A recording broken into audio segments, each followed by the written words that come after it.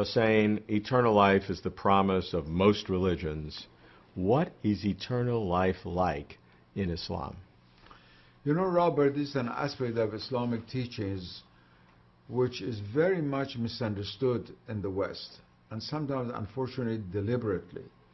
Because the Quran uses a very sensuous language to describe paradise. For example, there are animals and plants in the Islamic paradise.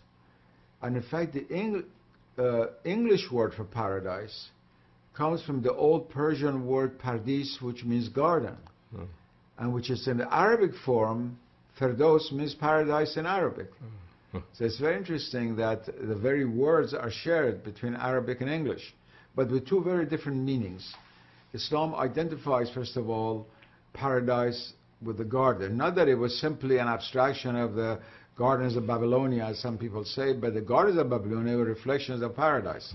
It's the other way around. And Islamic gardens, so famous in Spain and India, were always consciously reflections of the paradisal garden. And then there's the question of sexuality.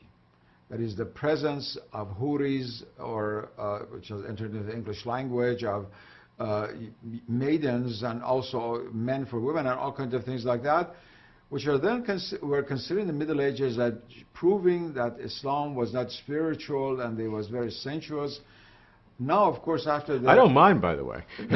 After the sexual revolution of the 20th century, lesser criticisms made of that. But let's take this description.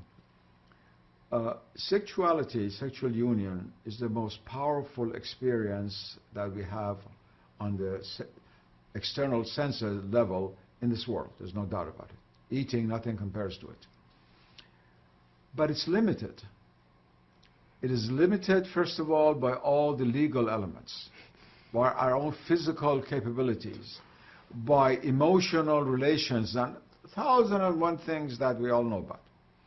Now, take all those limitations away. The heart of the experience of sexual union is a paradisal experience. That's why everybody's after it. It's a kind of seeking after the lost paradise. Now, the language that is used in the Quran for paradise must be understood symbolically.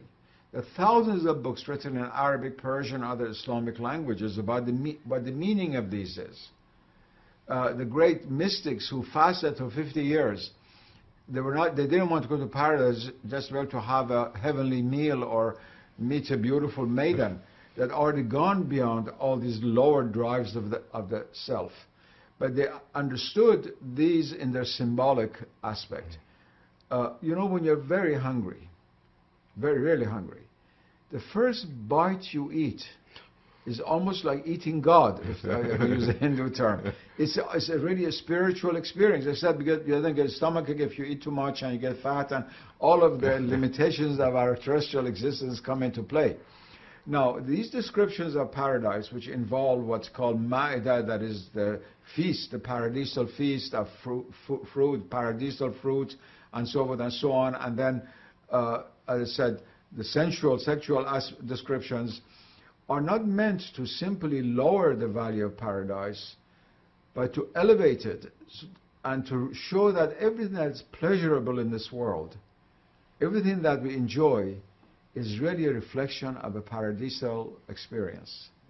The other one is very, very important. And that if these things have laws against them, it's precisely because of the limitation that is imposed by our earthly condition. Well, I don't know if that's good or bad.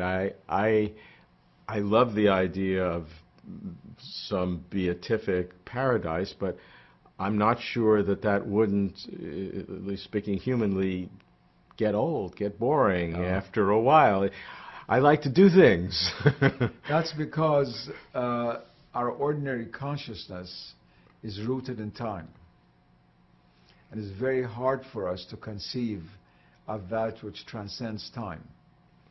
I always say this to my students: why is it that when you're dating the girl that you love very much, 4 hours passes as 1 minute, and you don't have at all to worry about time, but when she breaks up with you, 1 hour is like 10 days. So we have a actually an inward experience of time. It's true we have clocks and atomic clocks and this and that. It's only one of the meanings of time. We have this inner experience of time, and we have the possibility of transcending time, even in this world, in high forms of meditation and spiritualization. So the very question of getting bored or things becoming old do not exist. And from an Islamic point of view, how ultimately real and significant in the Islamic philosophy is paradise? Ultimately, only the real is real. And that's what I call the unity of being, this very daring expression in Islamic metaphysics, which says there's only really one being, ultimately.